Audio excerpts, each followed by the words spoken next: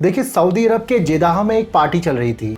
Party के मेजबान थे ब्रिटिश राजनयिक। देखिए दुबई के शाही परिवार को भी इसका न्योता आया हुआ था और इस पार्टी में शराब का भी इंतजाम था। देखिए तारीख थी 16 नवंबर 1951 की। सभी पीने वालों ने कायदे से पी, लेकिन एक ने जरूरत से ज्यादा पी ली। देखिए जब बहुत ज्यादा अति हो गई तो पार्टी के मेजबान ब्रिटिश राजनयिक सिरिल उस्मान ने उस शख्स को ये सब रोकने के लिए कहा, लेकिन सामने वाला शख्स नाराज हो गया। पहले उसने बहुत ज्यादा हंगामा किया और उसके बाद अपनी बंदूक निकाली और ब्रिटिश राजनयिक की गोली मारकर हत्या कर दी। और यह हत्यारा कौन था? उस समय के सऊदी के नवाब अब्दुल अजीज का बेटा प्रिंस मिशारी बिन अब्दुल अजीज। देखिए इस हत्याकांड के बाद सऊदी अरब के अंदर दो महत्वपूर्ण फैसले लिए गए। पहला फैसला ये था कि प्रिंस को सजाए मौत के बजाय आजीवन कारावास की सजा हुई और दूसरा निर्णय ये लिया गया कि राजा ने पूरे सऊदी में शराब पर पाबंदी लगा दी। देखिए इसके बाद शराब पीने या रखने पर जेल, जुर्माने और कोड़े जैसी सजाएं दी जाने लगी और 1951 के बाद यही कानून लगभग 72 सालों तक चला और इन 7 दशकों के बाद अब पहली बार सऊदी अरब में शराब की दुकान खुलने जा रही है। चलिए सबसे पहले बात करते हैं सऊदी अरब की। देखिए एरिया के मामले में सऊदी अरब वेस्ट एशिया का सबसे बड़ा देश है। सऊदी अरब की जमीनी सीमा 8 देशों से मिलती है: Jordan, Iraq, Kuwait, Bahrain, Qatar, UAE, Oman और यमन। देखिए यहाँ की आबादी लगभग 3 करोड़ 60 लाख है। इस्लाम के 2 पवित्र शहर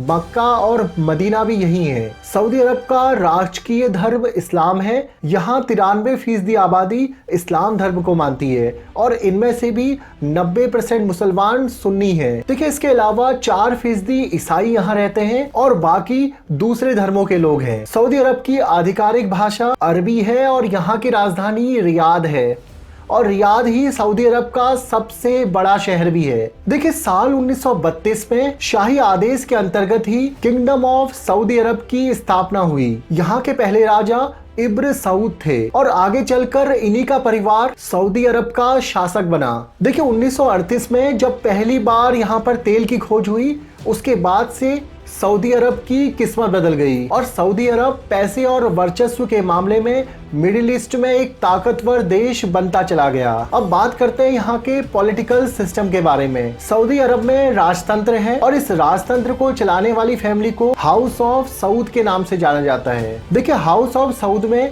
लगभग 15,000 से ज्यादा सदस्य हैं और इन सभी का ताल्लुक सऊदी स्टेट के संस्थापक मोहम्मद बिन सऊद से है, लेकिन अधिकतर धन दौलत और संसाधनों पर अधिकार लगभग 2000 सदस्यों का है और ये सदस्य आधुनिक सऊदी अरब के संस्थापक अब्दुल अजीज के वंशज हैं। देखिए सऊदी अरब में सबसे बड़ा पद राजा का होता है और इसके बाद क्राउन प्रिंस का नंबर आता है और क्राउन प्रिंस ही राजा के बाद अगला राजा बनता है। देखिए अभी की बात करें तो सऊदी अरब की कमान मोहम्मद बिन सलमान मतलब MBS के हाथों में है। साल 2017 में MBS ही क्राउन प्रिंस बनाए गए थे और क्राउन प्रिंस MBS मौजूदा किंग सलमान बिन अब्दुल अजीज के बेटे हैं। देखिए MBS के नाम पर काफी उपलब्धियां हैं। MBS क्राउन प्रिंस बनने के बाद से लगातार सऊदी अरब के अंतर्राष्ट्रीय संबंधों को सुधारने में लगे हुए हैं। इन्हीं के कार्यकाल में महिलाओं को आजादी दी गई है। कई सारे बड़े बदलाव महिलाओं के लिए इन्हीं के कार्यकाल में आए हैं। देखिए MBS ने सऊदी अरब के अंदर कई रूढ़िवादी पाबंदियों में भी ढील दी है और इसीलिए कुछ लोग MBS को उदारवादी विचारधारा वाला शासक बताते हैं। देखिए सऊदी अरब में MBS के द्वारा ही शराब की दुकान को खोले जाने का निर्णय लिया गया है और यह फैसला सऊदी अरब में पोस्ट ऑयल इकोनॉमी से जोड़कर देखा जा रहा है। देखिए अब बात करते हैं सऊदी अरब में शराब मिलेगी कैसे। देखिए शराब के स्टोर्स रियाद के डिप्लोमेटिक क्वार्टर्स में खोले जाने हैं, लेकिन यहाँ पर सबको शराब नहीं मिलेगी। तो फिर शराब किसको मिलेगी?